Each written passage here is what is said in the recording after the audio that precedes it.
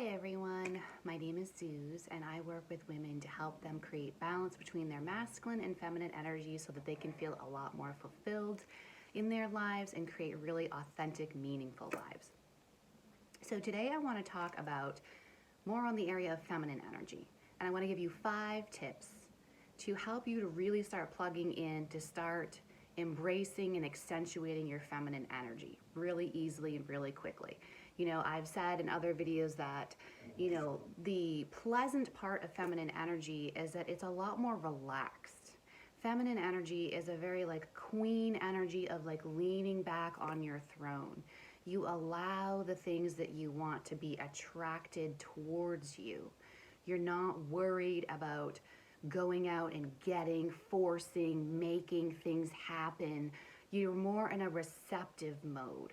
I've also said before, it's those moments where you just feel really soft and relaxed and open in your body after a massage. Like, how does your body feel after a massage?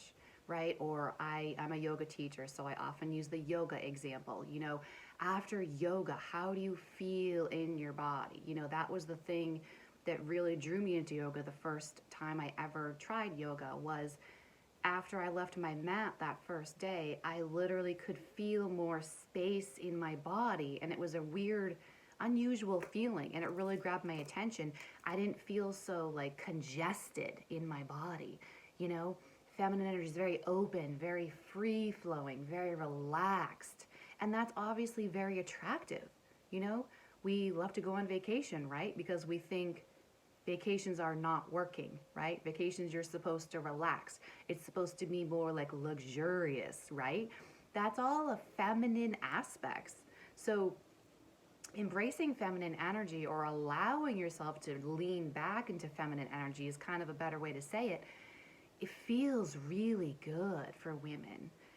My story, I've shared it on all my videos. My story starts from a background of really living my life in the masculine because that's what I thought I had to do. I came from a background where I thought happiness and building a happy, successful life came from living a very masculine, mental decisions, working hard, thinking, analyzing, strategizing, doing all the things.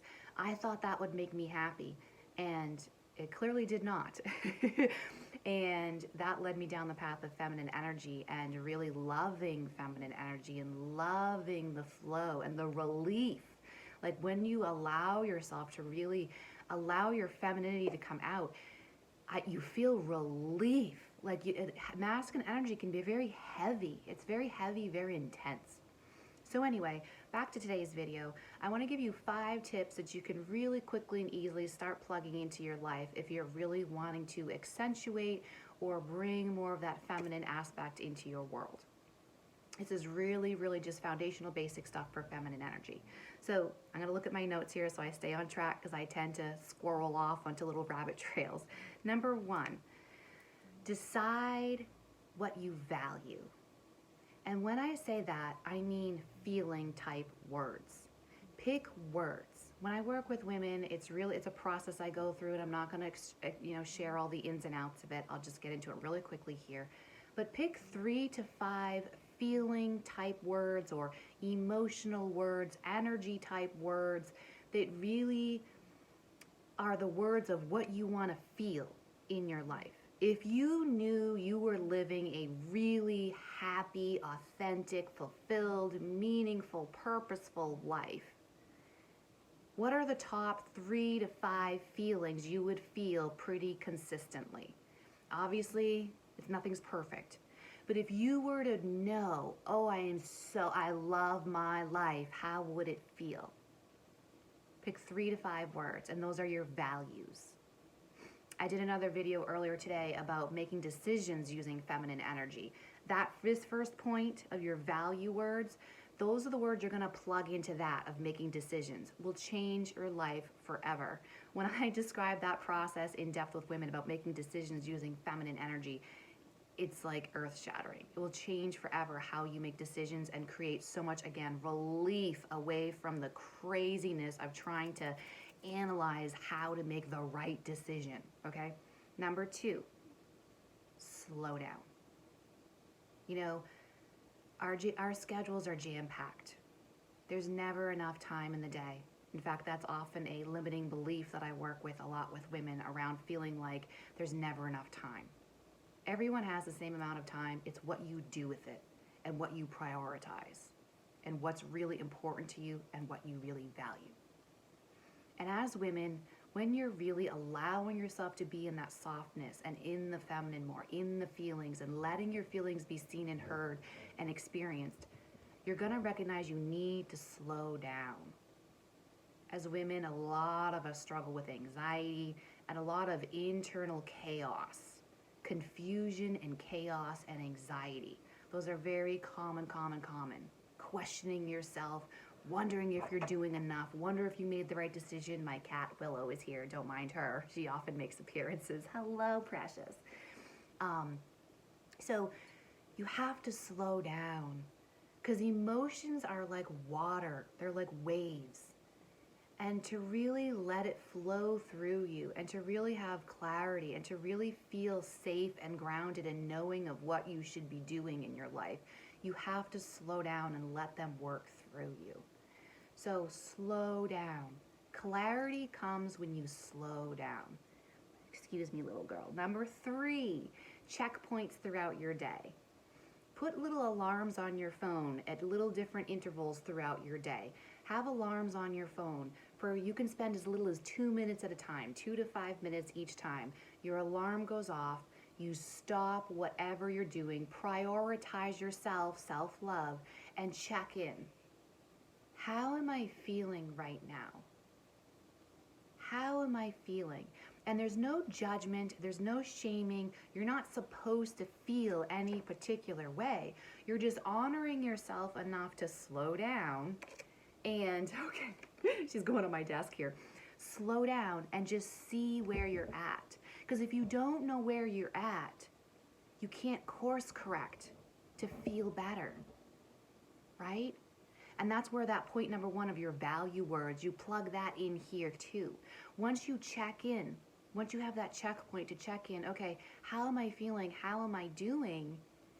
Then you can see if you need to course correct to go back to the things you value and how you actually do want to feel in your day and what adjustments you may need to make in the current moment or the current schedule or routine or whatever you're doing, wherever you're trying to go in your day. Maybe you need to gently course correct a little bit with some love and gentleness. So that's number 3. Number 4, validate.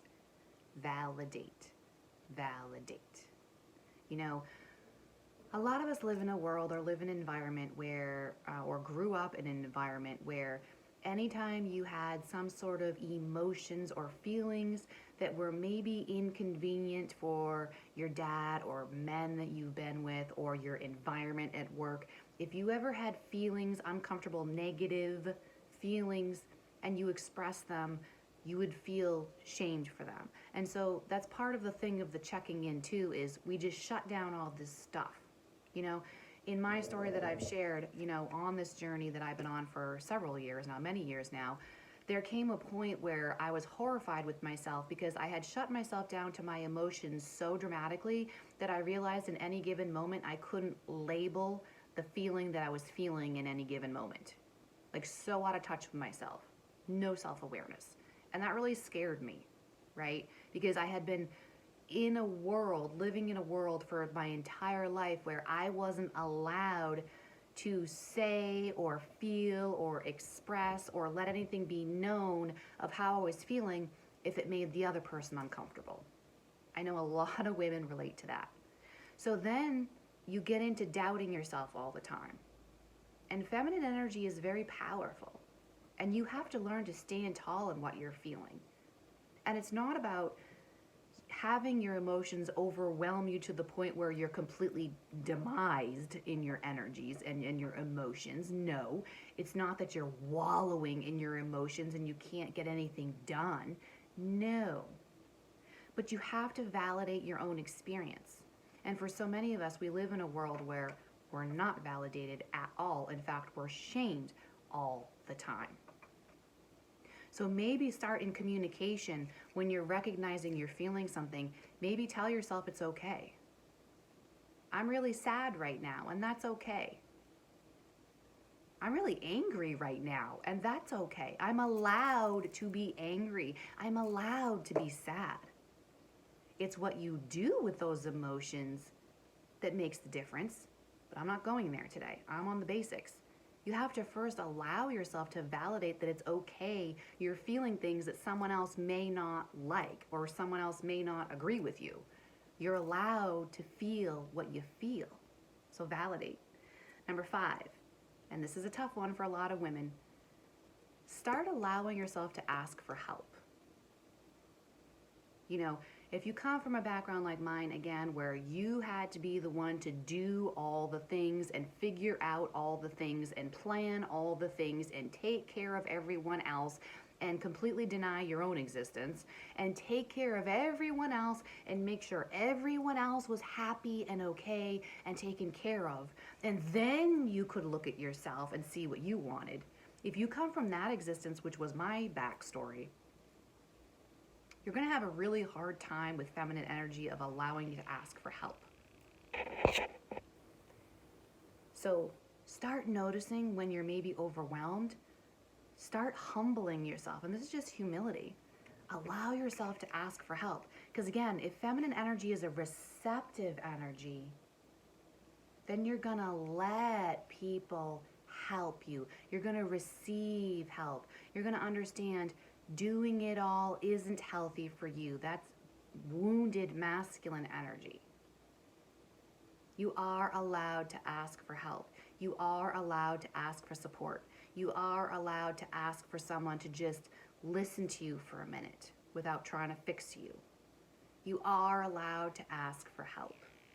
So don't get into this stuck space of thinking like you have to do it all alone, because that's how it's always been. And some of that too could be also childhood wounding, right? Of like, no one ever heard me or acknowledged me or helped me, and severe emotional neglect really in your childhood. So then you grow up into this adult of, I have to do everything on my own because no one cares, and I can't trust anyone else, and no one's ever going to help me anyway because no one sees me, or I'm too much, or I don't want to bother anyone. That's all childhood wounding, which I'm not going to get into today. So allow yourself to trust. You know who you have in your circle. You know. Ask for help. So just to recap really quickly, the 5 things. Number 1, pick your value feelings or your value words. How do you want to feel in your life as much as possible each day? And that is your guiding light each day of where you're going each day. Number 2, slow down. Emotions need time to work through. And if you just keep piling emotion on top of emotion and problem on top of problem, you will become completely overwhelmed. And that's where a lot of women explode in anger.